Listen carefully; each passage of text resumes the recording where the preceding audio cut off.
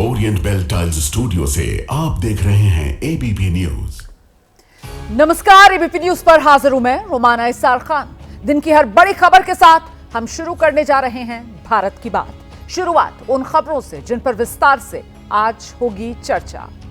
भारत में पाकिस्तान के जासूसी नेटवर्क को लेकर आज हम बड़ा खुलासा करने जा रहे हैं। हम आपको दिखाने वाले हैं जासूसी की सिम वाली साजिश का ओटीपी वाला खेल क्या है। दूसरी खबर, हरियाणा के कैथल से गिरफ्तार किए गए जासूस देविंदर सिंह ढिल्लों ने एक मिस्ट्री गर्ल के बारे में बताया। इस मिस्ट्री गर्ल से उसकी मुलाकात पाकिस्तान में हुई थी।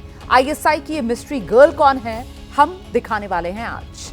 देश के सियासी गलियारों में आज पाकिस्तानी सेना प्रमुख जनरल आसिम मुनीर और मीर जाफर ट्रेंडिंग है। बीजेपी को राहुल गांधी में जनरल मुनीर क्यों दिख रहा है, इसका शुद्ध सियासी विश्लेषण आपके लिए आज मैं लेकर आई हूं।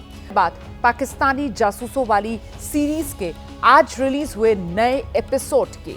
इस नए एपिसोड को हमने जिन्नालैंड की जासूस कंपनी नाम दिया है। ये एपिसोड ओटीटी पर रिलीज होने वाली किसी वेब सीरीज की तरह एक्शन, इमोशन, सस्पेंस, क्राइम से भरपूर है।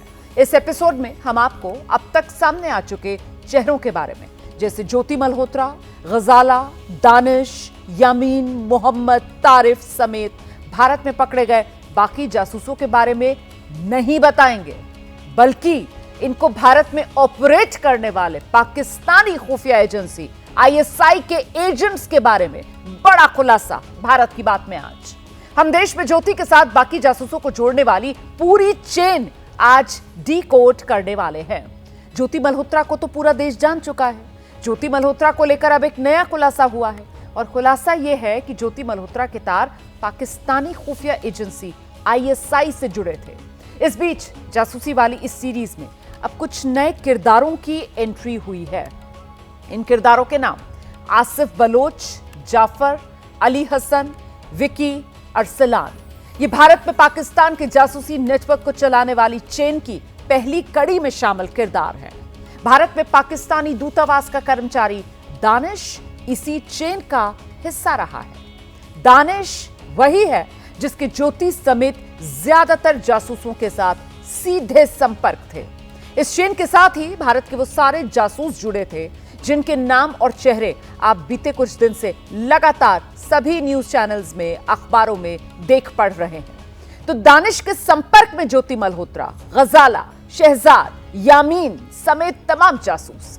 इसके अलावा हरियाणा के नूह से गिरफ्तार किए गए जासूस तारिफ ने अपने कबूलनामे में आसिफ बलोच का नाम लिया है, जाफर का नाम लिया है। ये दोनों भी पाकिस्तानी दूतावास में बैठकर वीजा दिलाने के नाम पर जासूसी का नेटवर्क भारत में तैयार करने की साजिश रच रहे थे। इसके अलावा अली हसन नाम का व्यक्ति, ये आईएसआई का अधिकारी है। इसके तार ज्योति मल्होत्रा से जुड़े हुए हैं। और विकी और अरसलान भी आईएसआई के लिए काम करते हैं। इनके बारे में हरियाणा के कैथल से गिरफ्तार जासूस देविंदर सिंह ढिल्लों ने सुरक्षा एजेंसियों को जानकारी दी है। तो पहले आपको ज्योति मल्होत्रा और गजाला को लेकर हुए नए खुलासों के बारे में बता देते हैं। इसके बाद जासूसी के इस पूरे नेटवर्क की मोडस ऑपरेंडी के बारे में बड़ा खुलासा करके विस्तार से जानकारी देंगे। आपकी अपनी जो, और मैं हूं अभी फिलहाल पाकिस्तानी एम्बेसी की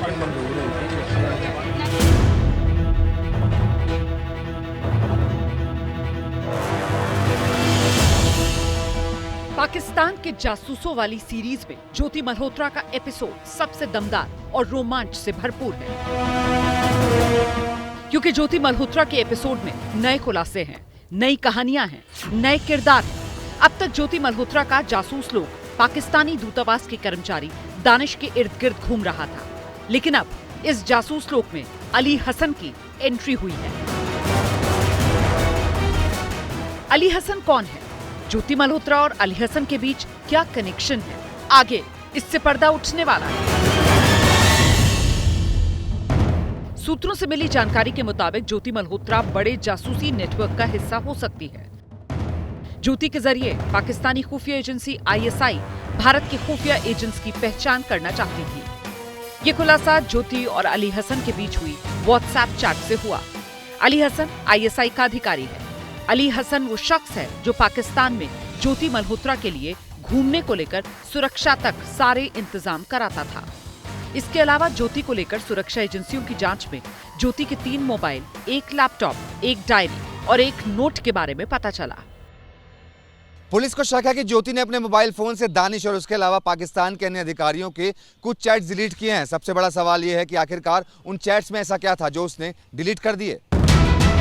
जासूसी के इस खेल में गजाला का किरदार भी सस्पेंस से भरा हुआ है। गजाला ने अपने कबूलनामे में दानिश के हनी ट्रैप का जिक्र किया। गजाला ने बताया पाकिस्तानी हाई कमीशन में उसकी दानिश से दोस्ती हुई। दानिश और गजाला के बीच बातचीत होने लगी। दानिश ने गजाला को बताया कि उसकी शादी हो चुकी है, वो पत्नी के साथ रहता है लेकिन उससे शादी करना चाहता है।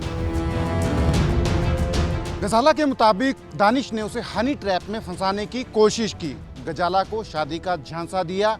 गजाला से नजदीकी बढ़ाने के बाद उससे आर्मी से जुड़ी जानकारियां मांगी। और तब लड़ाई का टाइम चल रहा था। अभी गलत ऐसे इन्फॉर्मेशन जो सेंसिटिव है इन्फॉर्मेशन पाकिस्तान शेयर हो रही हैं। तो जब उसको हमने राउंड अप किया तो उसका नाम गजाला था, वो लोकल मरेरकोटरे की रहने वाली थी, डावोस हुआ उसका।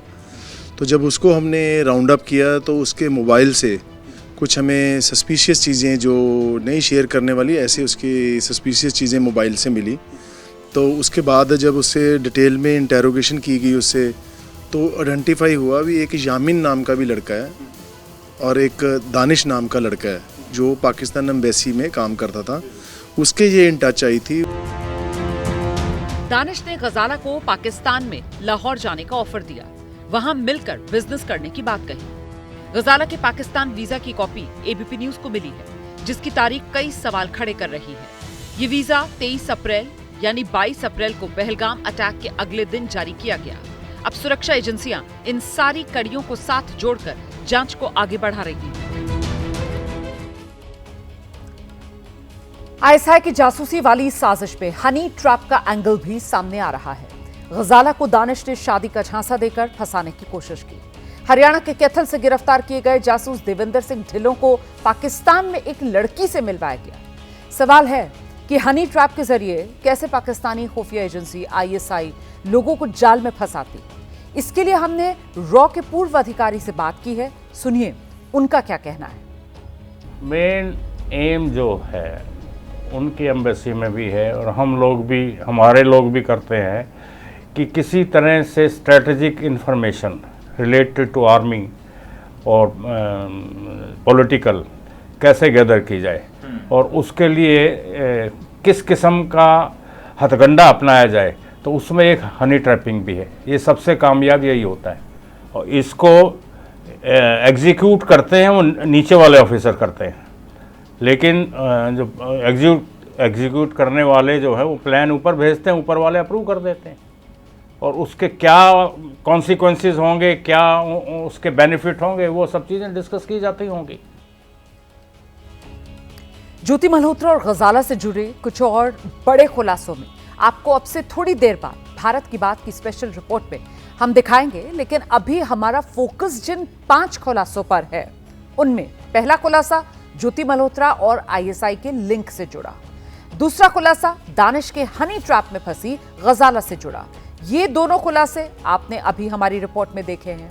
इसके अलावा तीसरे खुलासे में जासूस यामीन का कबूलनामा है, जिसमें उसने बताया कि दानिश कैसे युवकों को अपने जाल में फंसाता था और फिर उनसे जासूसी करवाता था।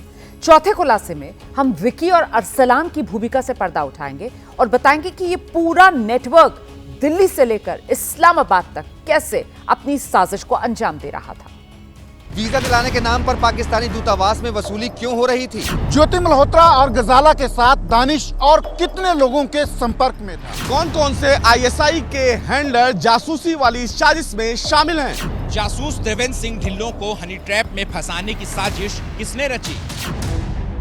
जैसे जैसे जासूसी के इस नेटवर्क पर स्ट्राइक हो रही है, इन सारे सवालों का जवाब सामने आ रहा है। सुरक्षा एजेंसियों ने यूपी के मुरादाबाद से शहजाद नाम के जासूस को गिरफ्तार किया। अब शहजाद से पूछताछ में पता चला कि वो भी एहसान उर रहमान उर्फ दानिश के नेटवर्क का हिस्सा रहा है। शहजाद को पाकिस्तान जाने के लिए वीजा पाकिस्तानी अफसर दानिश ने दिलवाया। रिश्तेदार से मिलने के बहाने शहजाद 2 बार पाकिस्तान गया। पाकिस्तान जाने के बाद शहजाद वहां आईएसआई हैंडलर के संपर्क में आया। आईएसआई हैंडलर से शहजाद का संपर्क भी दानिश नहीं करवाया। शहजाद से इंडियन सिम देने के लिए पाकिस्तानी हैंडलर ने कहा था। शहजाद फर्जी नाम पते के प्रीएक्टिवेटेड सिम लेकर पाकिस्तान में बैठे हैंडलर को ओटीपी बताकर उसका टेलीग्राम एक्टिव करा देता था। इसका मतलब यह है कि पूरे सुनियोजित ढंग से भारत में जासूस तैयार करने का नेटवर्क चल रहा था। हरियाणा के कैथल से पकड़े गए जासूस देवेंद्र सिंह ढिल्लों ने पूछताछ में और भी कई चौंकाने वाले खुलासे किए। उसने बताया, करतारपुर कॉरिडोर की यात्रा के वक्त पाकिस्तान में उसकी मुलाकात विक्की नाम के शख्स से हुई। विक्की आईएसआई के लिए काम करता है। विक्की ने पाकिस्तान में जासूस देवेंद्र की काफी मदद की। विक्की ने देवेंद्र की पहचान एक अरसलान नाम के युवक से करवाई।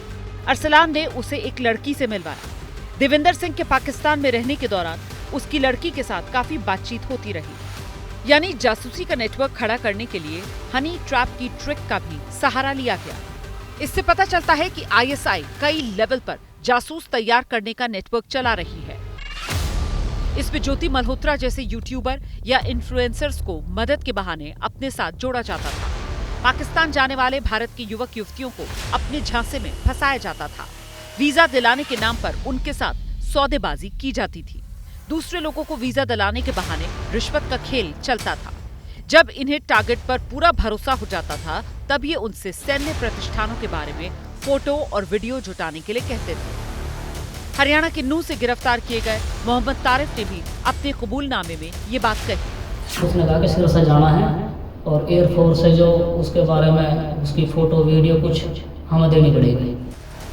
अब जासूसी के इस नेटवर्क को जड़ से खत्म करने के लिए सुरक्षा एजेंसियां फुल एक्शन मोड में हैं। गिरफ्तार किए गए जासूसों से पूछताछ के बाद उनके मददगारों और साजिश में शामिल सभी चेहरों पर प्रहार की पूरी तैयारी हो चुकी है। निशाने पाकिस्तान, मीर जाफर, पाकिस्तान की भाषा, पाकिस्तान परस्त, राहुल चीन में बनी पाकिस्तानी मिसाइल, जिन्ना की मजार, तो ये कीवर्ड्स हैं। बीजेपी आईटी सेल के प्रमुख अमित मालवीय ने आज back to back 2 X post करते हुए 2 फोटोज शेयर की। पहली फोटो में पाकिस्तान के सेना प्रमुख जनरल आसिम मुनीर और राहुल गांधी का आधा आधा चेहरा नजर आ रहा है। दूसरी तस्वीर में अमित मालवीय ने लिखा, राहुल गांधी नए युग के मीर जाफर हैं। तो आज दिन भर ये जो दोनों तस्वीरें हैं वो ट्रेंड करती रहीं और सियासी गलियारों का तापमान बढ़ाती रही। कैसे, इस रिपोर्ट में देखिए।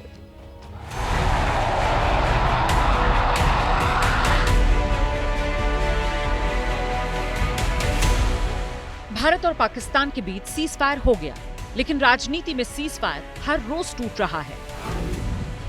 कांग्रेस नेता राहुल गांधी ऑपरेशन सिंदूर का हिसाब किताब मांग रहे हैं। बीजेपी नेता राहुल गांधी की तुलना मीर जाफर से कर रहे हैं।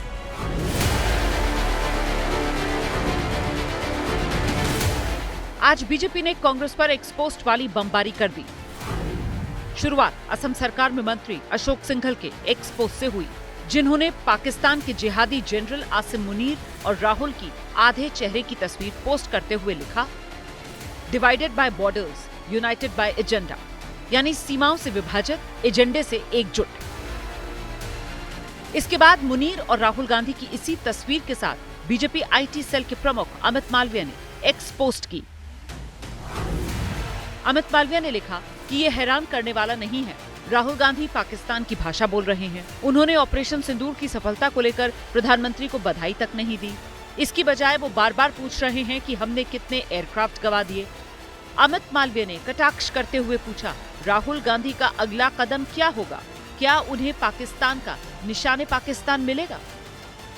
राहुल गांधी की पाकिस्तान के सेनाध्यक्ष जनरल आसिम मुनीर से तुलना होते ही कांग्रेस भड़क गई और बीजेपी पर जवाबी हमला बोल दिया।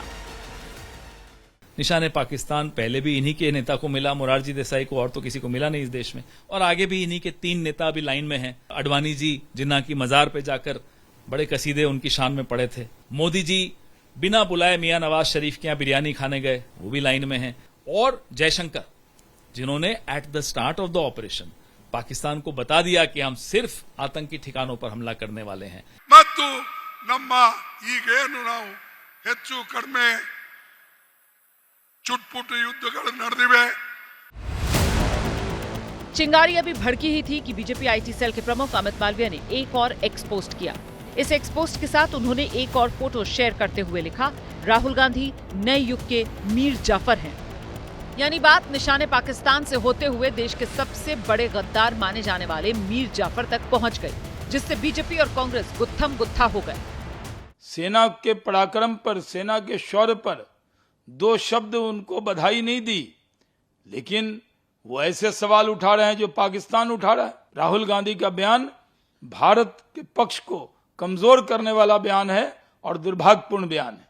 लीडर ऑफ ऑपोजिशन है, लीडर ऑफ ऑपोजिशन के कुछ दायित्व होते हैं, उनकी कोई रिस्पॉन्सिबिलिटीज़ होती हैं, उनका निर्वाह वो करते हैं, करने दीजिए। वो बहुत सूझबूझ से जो बात भी कहते हैं सब कुछ समझ के देखकर वही बात कहते हैं। दरअसल राहुल गांधी पूछ रहे हैं कि ऑपरेशन सिंदूर में हमने कितने भारतीय विमान गंवा दिए। इसी पर बीजेपी सवाल दाग रही है कि राहुल गांधी पाकिस्तान के नहीं बल्कि अपने फाइटर प्लेन गिरने का हिसाब मांग रहे हैं। आज एक्सपोस्ट पर छिड़ा घमासान भी उसी कड़ी का हिस्सा है।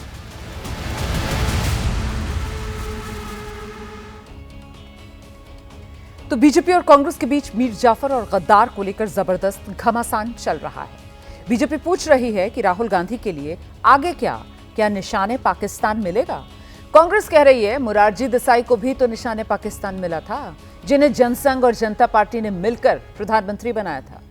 बीजेपी राहुल गांधी की तुलना मीर जाफर से कर रही है। मीर जाफर को दुनिया उसकी गद्दारी के लिए जानते हैं और दूसरी तरफ कांग्रेस ने विदेश मंत्री एस जयशंकर को लेकर सवाल उठा दिए हैं। बीजेपी कह रही है कि राहुल गांधी पाकिस्तान के नहीं बल्कि अपने फाइटर जेट गिरने का हिसाब किताब मांग रहे हैं, जिस पर कांग्रेस कह रही है कि सच पूरे देश के सामने आना चाहिए। राहुल पर बीजेपी ने पोस्टर के जरिए हमला बोला तो कांग्रेस ने भी पोस्टर के जरिए ही जवाब दिया।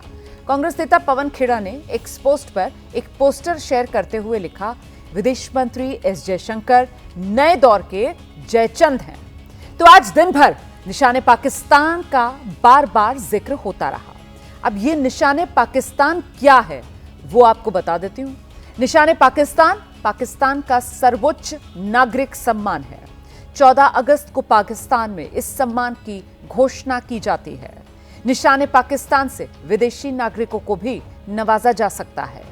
नेल्सन मंडेला, ब्रिटेन की तत्कालीन महारानी एलिजाबेथ द्वितीय समेत अब तक 37 विदेशियों को पाकिस्तान का ये सर्वोच्च सम्मान मिल चुका है। निशाने पाकिस्तान की चर्चा पाकिस्तान में होनी चाहिए, लेकिन इसकी चर्चा भारत में हो रही है और इस पर जुबानी जंग छिड़ी हुई है।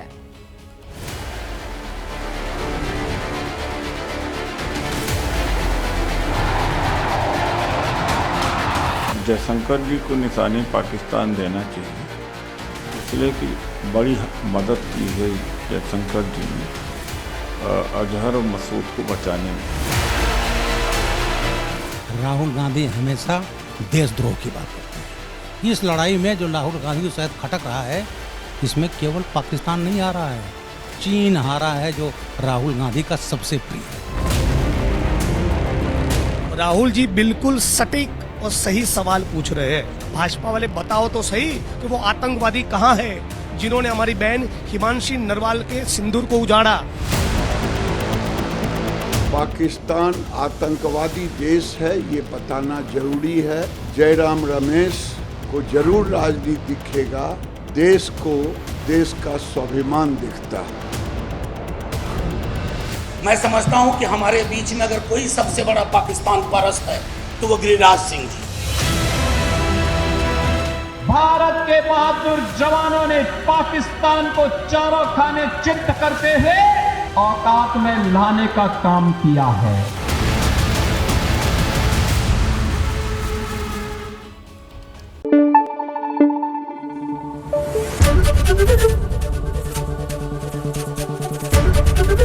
एबीपी न्यूज आपको रखे आगे।